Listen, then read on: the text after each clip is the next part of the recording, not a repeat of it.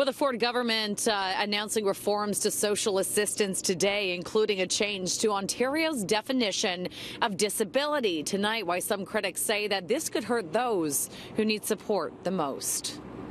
The sad truth is that social assistance in Ontario is simply not working for the people it is intended to support.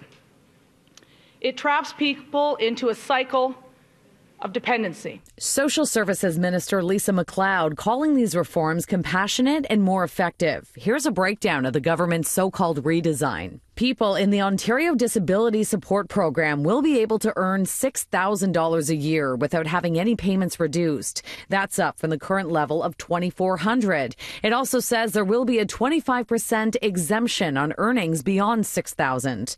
There's a different deal for those in Ontario Works. They can take home $300 a month before seeing a drop in assistance. That's up from the current $200, but a rollback from the $400 that was promised by the Liberals and would have kicked in December 1st. MacLeod says red tape will be broken and those who are able to work will get more help finding stable employment. What we're going to do for those who are on Ontario Disability Supports is provide them with not only more support, but with more money.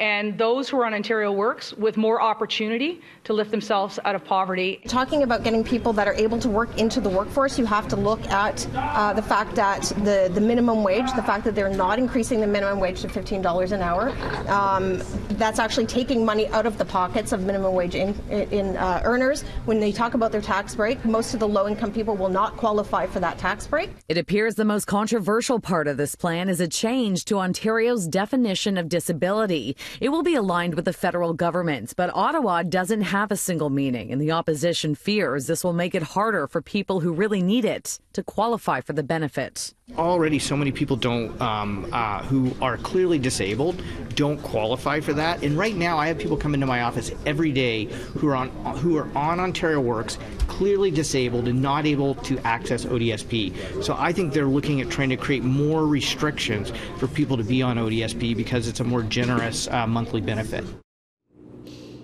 Now, the Tories said they're also cutting a planned 3% increase to social assistance down to 1.5%. And the timeline for this is still very vague, though. The minister saying that all of this will unfold over the next 18 months.